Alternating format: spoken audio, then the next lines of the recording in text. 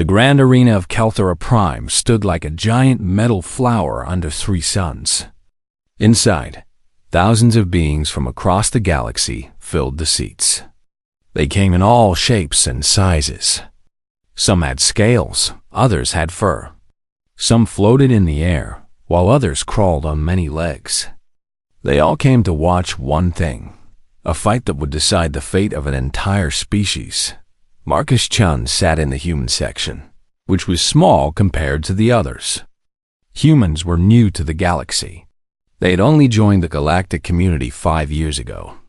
Most species still saw them as primitives who barely understood space travel. Marcus didn't mind. He was just glad to be here as part of Earth's diplomatic team. He wiped sweat from his forehead. The arena was hot, filled with the breath and body heat of thousands of aliens. Next to him, Ambassador Williams watched the arena floor with tight lips. She understood what was about to happen better than Marcus did. "This is barbaric," Marcus whispered. "It's their law," Williams replied without looking at him. "Ritual combat. It's been used to settle disputes for 10,000 years. We can't interfere." Down on the arena floor, two figures stood at opposite ends. One was Queen Zarthia of the Valkyrie Empire. Marcus had seen pictures of her species before. The Valkyrie looked almost like humanoid crystals. Their bodies were made of a clear, hard substance that glowed from within. They had what looked like wings growing from their backs, but they were really sensory organs. Zarthia's body glowed with a soft blue light, and she wore armor that seemed to grow from her own crystalline skin. Across from her stood Champion Cruxus of the Krogan Dominion. He was massive, easily 3 times Zartia's size. His body was covered in thick, dark scales. 4 arms hung from his torso, each ending in claws that could tear through metal. His eyes were yellow and cold. Marcus knew the story. The Valkyrie had lost a war with the Krogan Dominion. Their home world was destroyed. Their fleet was scattered. Only a few thousand Valkyrie remained alive, hiding on refugee ships. According to galactic law, Queen Zarthia could challenge for one final chance. If she won this fight, her people would be given a new world to call home. If she lost, every surviving Valkyrie would become slaves to the Krogan forever. A judge floated above the arena floor. It was a being made entirely of light, representing the Galactic Council. Its voice boomed through the arena in every language at once. "The terms are set. The combat is witnessed. Begin." Cruxus moved first. For something so large, he was terribly fast. He crossed half the arena in seconds, his 4 arms reaching for Zarthia. She dodged to the side, her movements graceful and quick. Her armor flashed as she struck back, hitting Cruxus in the side with a weapon that looked like a blade made of pure light. The crowd cheered. Marcus leaned forward in his seat. For the first few minutes, Zarthia held her own. She was faster and more skilled. She used her small size to her advantage, staying out of reach of those terrible claws. Her light blade cut into Cruxus again and again, leaving smoking wounds on his scales. But Cruxus was patient. He was also much stronger. Marcus watched in growing horror as the fight turned. Cruxus stopped trying to catch Zarthia quickly. Instead, he cut off her escape routes, driving her into corners, making her use more and more energy to avoid him. Each time she dodged, she was a little slower. Each time she struck, her blade was a little dimmer. "Her armor's failing," Marcus said quietly. He had been a combat medic in Earth's last war before becoming an engineer. He knew what exhaustion looked like. He knew what desperation looked like. "There's nothing we can do," Ambassador Williams said. But Marcus could hear the pain in her voice too. One of Cruxus's claws finally connected. It caught Zarthia's left wing structure and ripped it away from her body. She screamed, a sound like shattering glass that made everyone in the arena wince. Blue liquid, her blood, sprayed across the arena floor. The crowd's cheering grew louder. They loved violence. They loved drama. To them, this was entertainment. Sci-Fi stumbled. Her armor was cracked in a dozen places now. The blue glow inside her body was flickering like a dying light bulb. She tried to raise her blade, but her arm shook with the effort. Cruxus laughed. It was a deep, rumbling sound that echoed through the arena. He was playing with her now, hitting her just hard enough to hurt, but not hard enough to end it. He wanted to make her suffer. He wanted to break her spirit before he took her life. "Stop," Marcus whispered. "Please stop." But no one stopped. This was galactic law. This was tradition. No one could interfere in ritual combat. To do so meant death for both the person who interfered and the fighter they tried to help. Zarthia fell to her knees. Both of her wing structures were gone now. Her armor was more cracked than crystal. She looked up at Cruxus, and even from far away, Marcus could see the defiance in her eyes. She would not beg. She would not surrender. Cruxus raised his largest arm. His claws extended, each one as long as a sword. The crowd went silent, waiting for the killing blow. Marcus thought about the briefing papers he had read. The Valkyrie had been a peaceful species. They were artists and philosophers. They had been destroyed because they refused to join the Krogan Dominion as servants. Every Valkyrie child, every elder, every artist and teacher was now held on prison ships, waiting to learn if they would have a future or become slaves forever. He thought about his own daughter, Sarah. She had died in the war that pushed humanity to the stars. She had been a medic too, trying to save lives when the bombs fell. He had promised at her grave that he would never stand by and watch innocent people suffer again. Cruxus' arms started to come down. Marcus stood up. "Wait," he shouted. His voice was nothing compared to the size of the arena, but in the sudden silence, it carried. Every head turned to look at him. Ambassador Williams grabbed his arm, her face pale with terror. "Marcus, no." But Marcus was already moving. He jumped over the barrier in front of his seat and ran down the stairs toward the arena floor. His heart pounded in his chest. His hands shook. He didn't have a plan. He just knew he couldn't watch this happen. Behind him, he heard Williams screaming for security. Around him, the crowd erupted in chaos. On the arena floor, Cruxus lowered his arm and turned to look at this strange little human running toward him, and Queen Zarthia, bleeding and broken, stared at Marcus with wide eyes that reflected confusion, hope and fear all at once. Marcus reached the arena floor breathing hard. Guards appeared from everywhere, their weapons pointed at him. Some had energy rifles that glowed with deadly light. Others had weapons Marcus didn't even recognize. All of them looked ready to kill him. The judge made of light descended from above, growing brighter and more terrible. Its voice boomed through the arena, and this time it sounded angry. "Human, you have violated sacred combat law. The penalty is death. For you, and for the one you sought to help." Marcus raised his hands, trying to show he meant no harm. His mouth was dry. His legs felt weak. But he had come this far.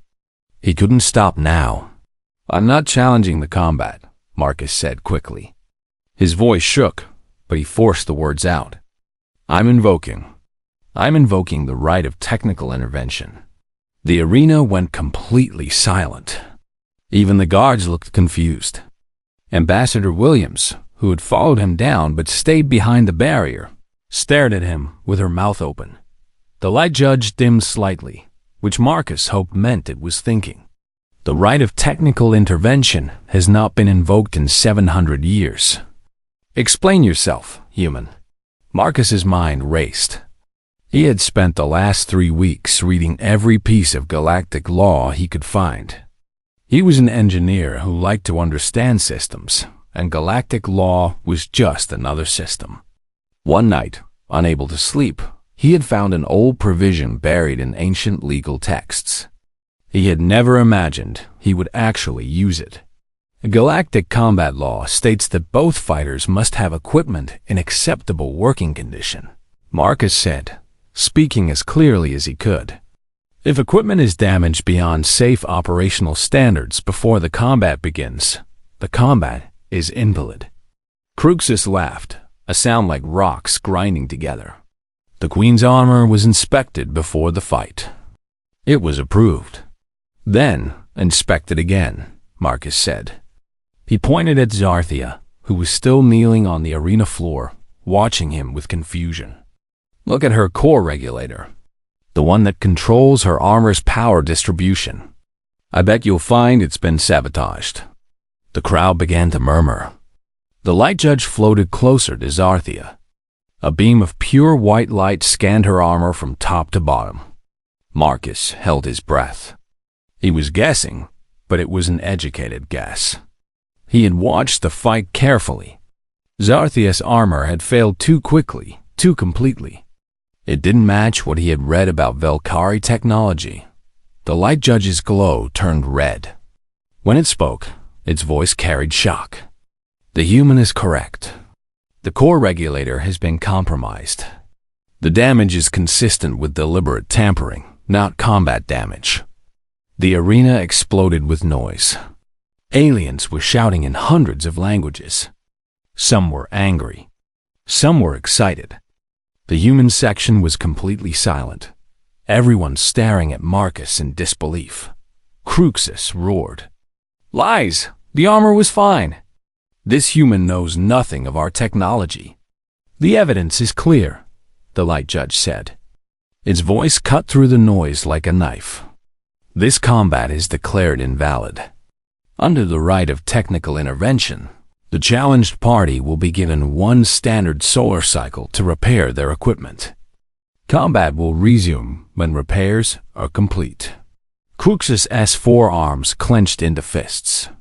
The Valkyrie have no engineers. Their entire technical cast was killed in the war. The Queen cannot repair her armor. The light judge turned to Zarthia. Is this true? Zarthia tried to stand but fell. A medical team rushed onto the floor to stabilize her. She looked at the judge and nodded weakly. It is true. My people's engineers died defending our home world.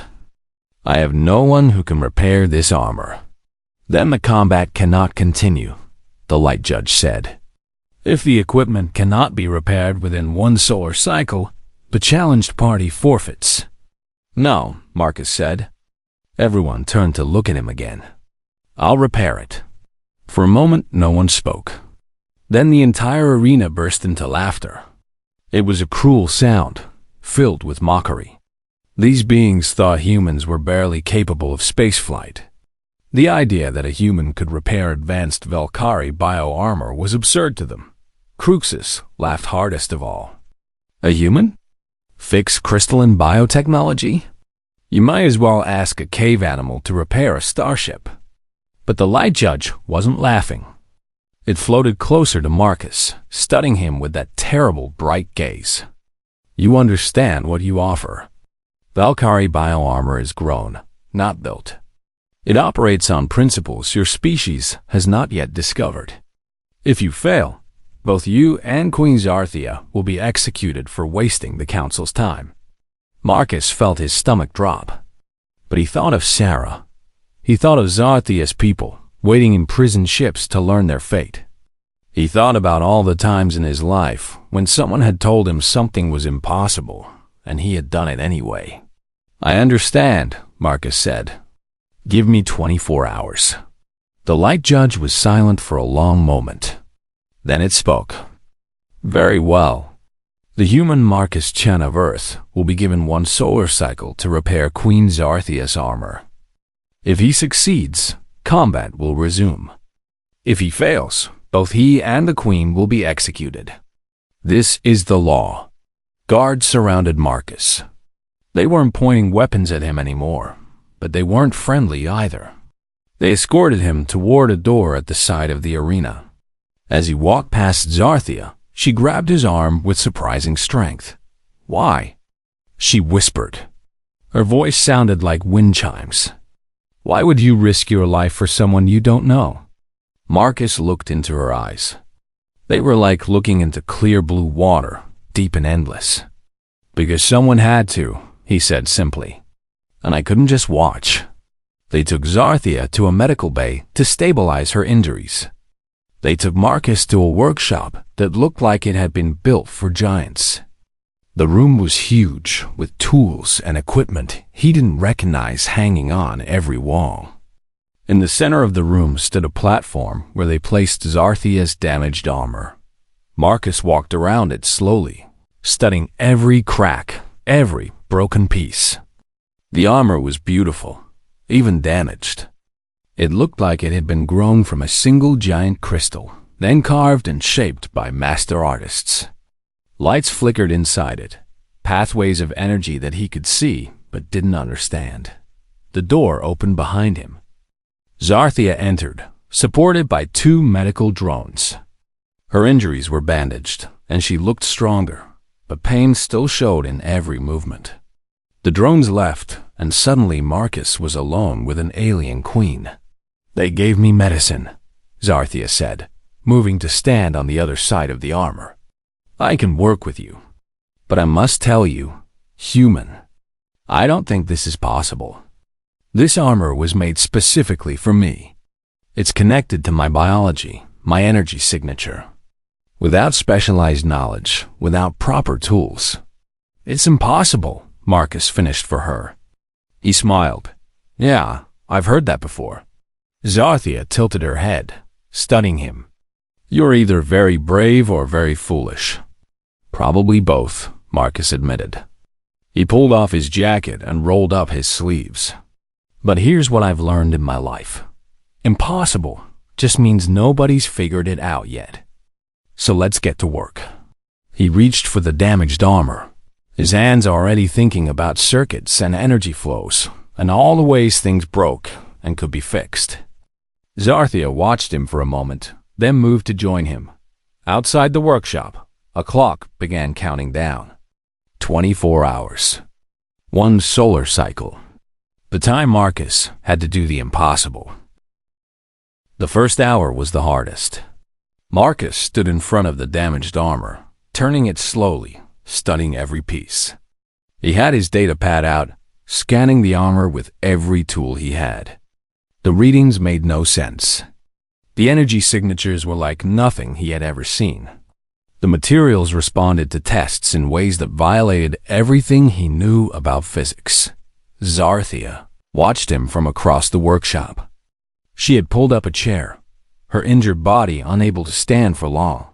Her blue glow had dimmed, a sign of her exhaustion and pain. "You look confused," she said quietly. "I am confused," Marcus admitted. He set down his scanner and rubbed his eyes. "I don't understand how any of this works. The energy flows in loops that shouldn't be possible. The material is somehow both solid and flexible at the same time. And that core regulator," he pointed to a dark crystal in the center of the armor.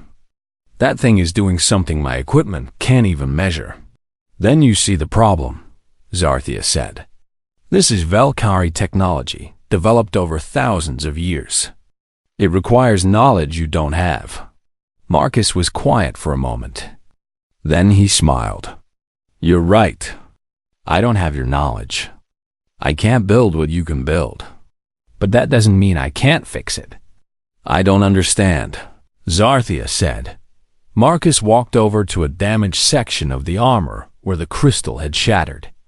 "When I was young, I worked on old cars with my father. Cars are vehicles we used on Earth, before we had hover technology. I didn't understand how the computers in those cars worked. The code was too complex, the circuits too small to see. But I learned something important. You don't need to understand how something works to fix it. You just need to understand what it's supposed to do." He picked up a piece of the broken crystal, holding it up to the light. "This armor is supposed to protect you. It's supposed to distribute energy evenly across your body. It's supposed to amplify your strength. I don't need to know the science behind it. I just need to restore those functions. Zarthia leaned forward. How? By watching what happens when I try different things, Marcus said. He went to his bag and pulled out various tools and materials. Some were standard human engineering supplies. Others were things he had bought from alien markets over the past few weeks, just because they looked interesting. I'll test, observe, and adapt. It's what humans do best.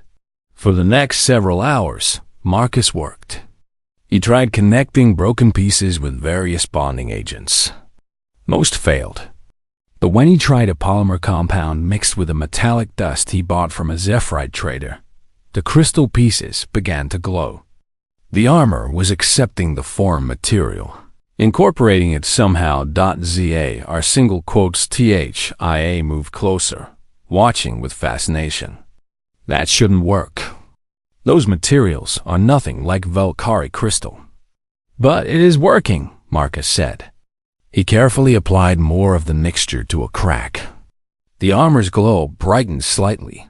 See? Your armor doesn't care what the material is. It cares about what the material does. This stuff conducts energy in a way that's close enough to your crystal. Not perfect, but close enough. As the night went on, they fell into a rhythm. Zarthia would explain what each part of the armor was supposed to do. Marcus would test different materials and methods until he found something that worked. It was strange, improvised engineering.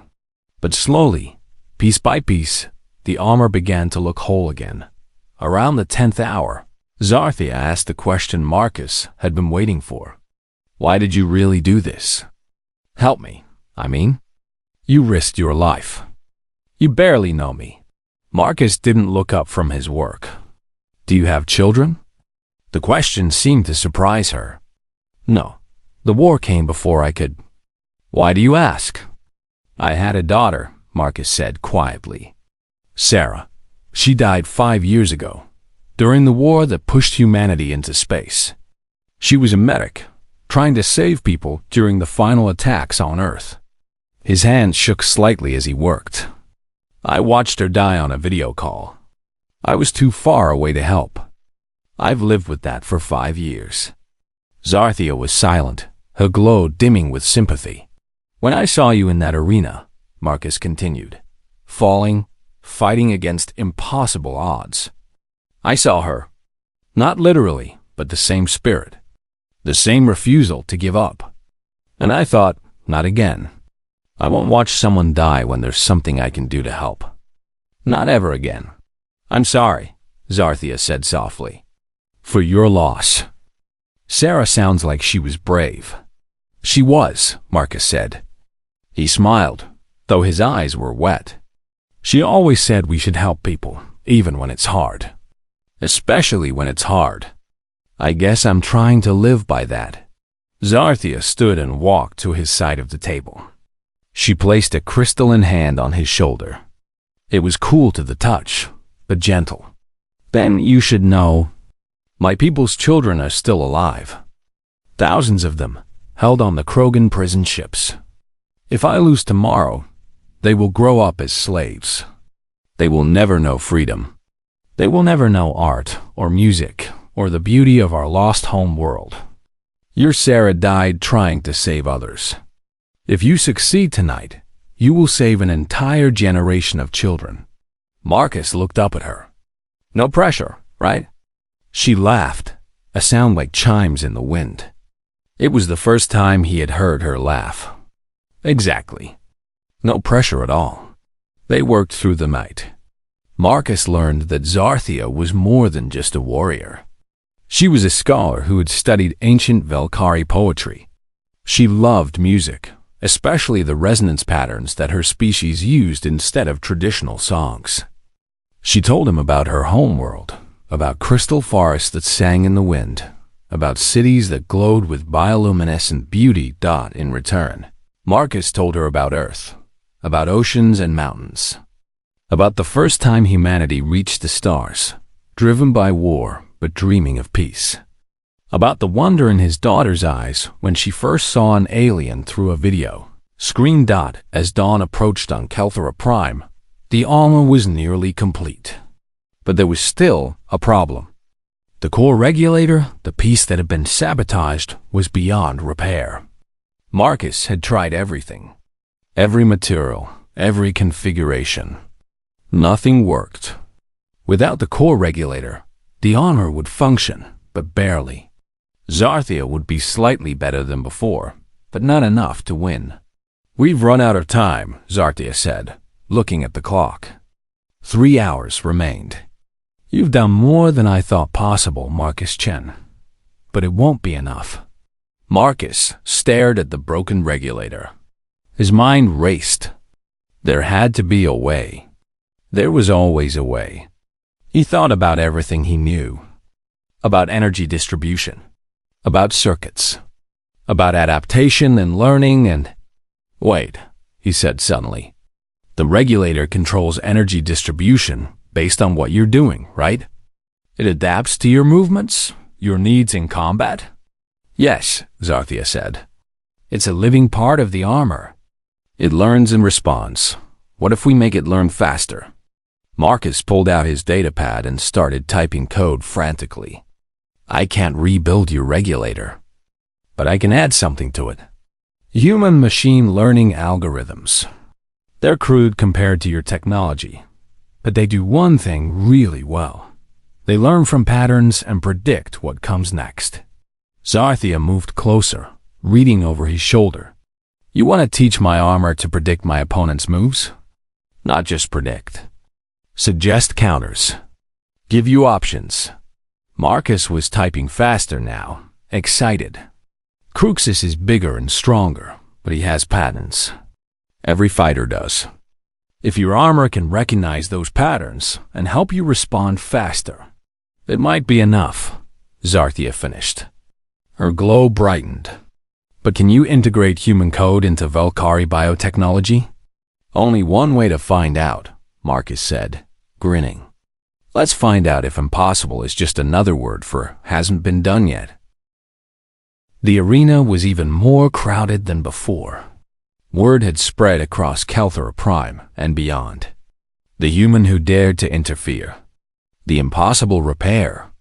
Species from across the galaxy came to watch what they expected to be a quick execution, followed by a resumed combat. Marcus stood in a special viewing box, surrounded by guards. Ambassador Williams sat next to him, her face pale. She hadn't spoken to him since last night, when he had emerged from the workshop with Zarthia. She didn't know whether to be proud of him or furious. "You actually did it," she whispered as they waited. "The inspectors approved the armor. They said it's functional." "Functional is a strong word," Marcus said. His stomach was full of knots. "It works. Whether it works well enough, we'll see." Down on the arena floor, the light judge appeared. "Queen Zarthia of the Velkari has completed repairs within the allotted time. The armor has been inspected and approved. Combat will now resume. The terms remain unchanged. Victory means freedom for the Velkari people. Defeat means eternal servitude." The crowd roared with excitement. Marcus gripped the rail in front of him. A door opened on one side of the arena. Cruxis emerged, looking even bigger and more terrible than before. He had rested. He had trained. He was ready. When he saw the crowd, he raised all 4 arms and roared. The crowd loved it, cheering and screaming his name. Then the opposite door opened. Zarthia walked out. The crowd's cheering changed to laughter and mocking shouts. Her armor looked strange now. Where it had once been pure, flowing crystal, it now showed obvious patches and repairs. The polymer bonds Marcus had used were visible as darker lines across her body. The human additions to her core regulator created odd bulges in the armor's smooth surface. It looked like exactly what it was, a desperate, improvised repair job. But Marcus noticed something the crowd didn't. Zarthia walked differently now. More confidently. The armor moved with her smoothly, without the hesitation and lag it had shown before. And there was something new in her eyes. Hope. Cruxus laughed when he saw her. This is what the human created. This patchwork mess? I will enjoy tearing it apart piece by piece. The light judge's voice boomed. Begin. Cruxus charged immediately, just as he had in the first fight. But this time, Zarthia was ready. She didn't just dodge. She moved exactly the right distance, at exactly the right time. One of the human additions was working already. The predictive modeling that analyzed movement and suggested optimal responses. Marcus leaned forward. Come on, he whispered. Come on. Zarthia struck back, her light blade cutting across Cruxus' S-arm. The big champion roared in pain and anger. He swung with all four arms, a devastating attack that should have caught her.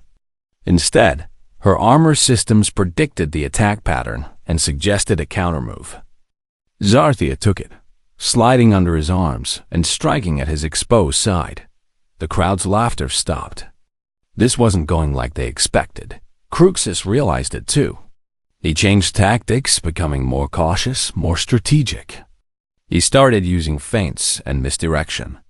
But every time he tried something, the armor's learning algorithms adapted. It had analyzed the first fight, stored every move Cruxus had made. Now it was using that data, finding patterns, predicting outcomes. It's working, Ambassador Williams breathed. Marcus, it's actually working.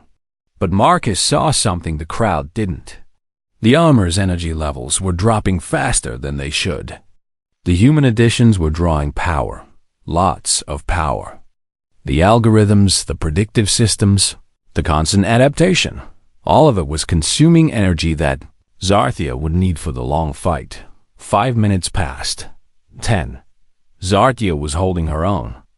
But the cracks in the armor were starting to glow brighter. That was bad. It meant structural stress. The repairs were holding, but they wouldn't hold forever. Cruxus realized it too. Your armor is failing again, little crystal. The human's repairs are breaking. Soon you'll be as helpless as before. He was right. Marcus could see the polymer bonds starting to separate. The armor was taking damage faster than before. Without proper Valkyrie materials, the repairs couldn't handle the stress of extended combat. Zarthia knew it too. Marcus could see it in the way she moved. She was running out of time. She had to end this quickly or lose everything. Cruxus pressed his advantage, attacking more aggressively. One of his claws caught Zartia's shoulder, tearing away a section of armor. She stumbled, and he moved in for a finishing blow. But something changed in that moment. The armor systems, having watched Cruxus fight for 15 minutes, had finally mapped his complete pattern. Every move he made, every preference, every habit. The algorithms Marcus had programmed found the weak point in Cruxus' style. The armor systems flashed a suggestion directly into Zartia's mind. It was risky. It required perfect timing. But it would work. Zarthia took the suggestion. She dropped her guard completely, leaving herself open. Cruxus saw the opening and committed fully to a forearm strike that would crush her. It was his favorite killing move, the same one he had used to win dozens of combats. But the armor had predicted exactly this move. At the last possible second, the systems fired all remaining power into Zartia's legs. She launched herself upward, clearing Cruxus' arms by inches. His own momentum carried him forward, off balance, overextended. Zarthia came down behind him, her light blade extended. With all her remaining strength, she drove the blade into the weak point at the base of Cruxus' skull, the one spot where his scales were thinnest. The big champion froze. His forearms spread wide. Then he fell forward like a toppled building, shaking the arena floor. The crowd went completely silent. The light judge floated down to examine Cruxus. After a moment, it spoke. Champion Cruxus is defeated. Queen Zarthia is victorious. The Valkyrie people are granted freedom and a new home world, as agreed upon by galactic law. For one heartbeat, nothing happened. Then the Valkyrie section of the arena exploded with sound. They had hidden in a corner, a small group of refugees who had been allowed to watch. Now they were crying, laughing, screaming with joy.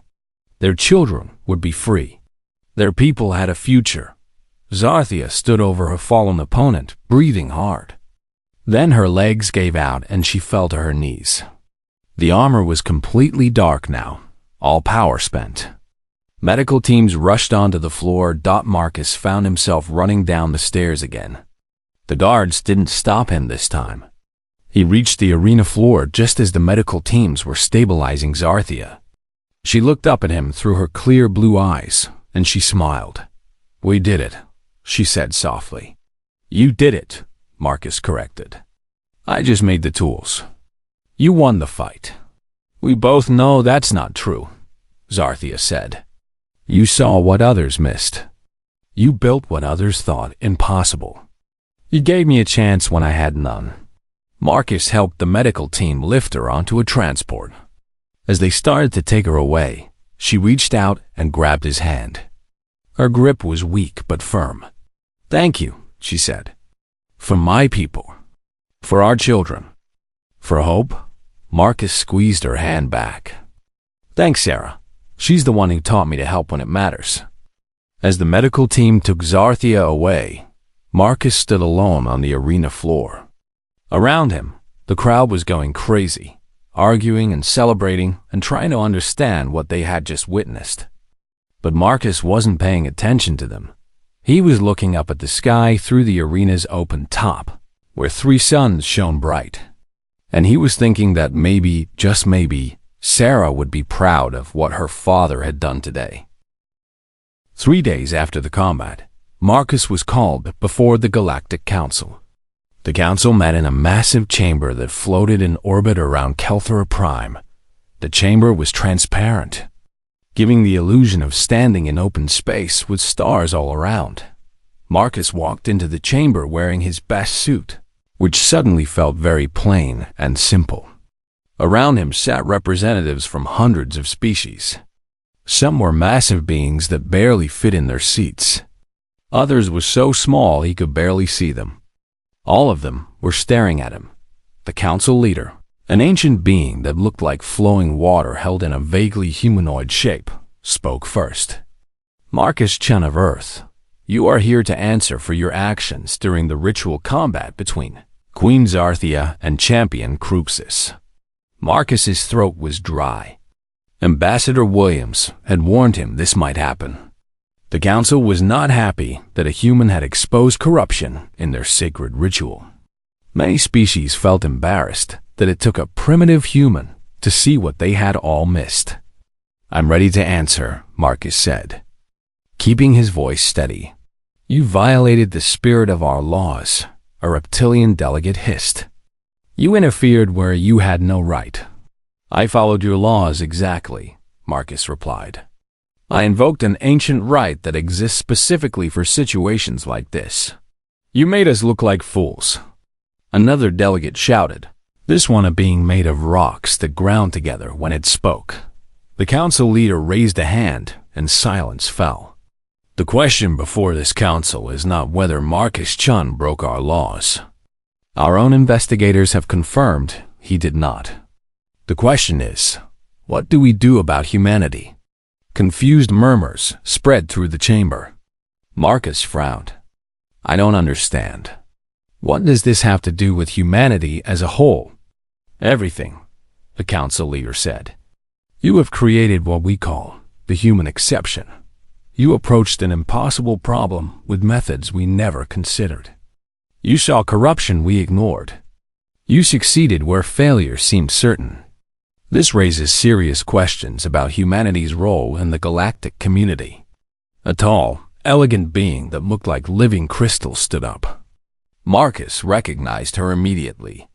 Queen Zarthia, fully healed now, walked to the center of the chamber. She bowed to the council leader, then turned to address everyone. "I asked to speak on this matter," she said. Her voice rang clear and beautiful through the chamber. "I have spent the last 3 days studying humanity, reading their history, understanding their nature, and I have learned something that I believe this council needs to hear." She turned to look directly at Marcus. "Humans are different from us. Not in biology, though that's obvious, but in how they think. When every species in this chamber faced an impossible problem, we accepted it as impossible. We followed rules. We respected limitations. We stayed within boundaries." Zarthia walked in a slow circle, addressing the entire council. "But humans, they look at impossible and ask why. They see rules and ask, what if we tried something else? They face boundaries and find ways around, over, or through them. Marcus Chun proved this. When told my armor could not be fixed, he didn't give up. He didn't accept impossibility. He found a way that none of us had considered. This is precisely why they are dangerous." The rock-being delegate shouted. "They don't respect our systems. They don't follow established methods." "No," Zarthia said firmly. "They are not dangerous. They are necessary. We have become complacent. We rely on ancient traditions without questioning them. We accept corruption because that's how it's always been done. We watch injustice and tell ourselves we cannot interfere. Humans refuse to accept this. They care when it's easier not to care. They act when others choose to watch." A new voice spoke up. Marcus turned to see Ambassador Williams standing. "Queen Zarthia is right. Humanity is young to the galactic stage. We don't know all your rules yet, but we know that sometimes rules need to be challenged. Sometimes the impossible just means nobody's tried the right approach yet. And sometimes caring about others is more important than tradition." The council leader was silent for a long moment. Then it spoke. "The council has reviewed Marcus Chen's actions extensively. We have also reviewed humanity's short history in the galactic community. We have made a decision." Marcus felt his heart pounding. This could go very badly. Earth could be banned from the galactic community. Humanity could be labeled as troublemakers and isolated. "Marcus Chun," the council leader said, "you are hereby granted the Star of Intervention, the highest honor for those who prevent injustice. You're only the 12th being in galactic history to receive this honor." The chamber erupted in shocked murmurs. Marcus stood frozen, not quite believing what he had heard. "Furthermore," the council leader continued, "humanity will be granted a new designation within the galactic community. You will be known as a catalyst species. This means you have demonstrated the unique ability to change outcomes through unconventional means. With this designation comes both privileges and responsibilities."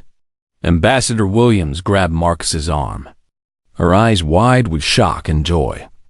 "But," the council leader said, and the chamber quieted again, "we must also address the concerning elements of human behavior. Your species has a tendency to ignore established protocols. You take risks that other species consider foolish. You become emotionally involved in matters where distance would be wiser." "With respect," Marcus said, finding his voice, "I don't think those are bugs.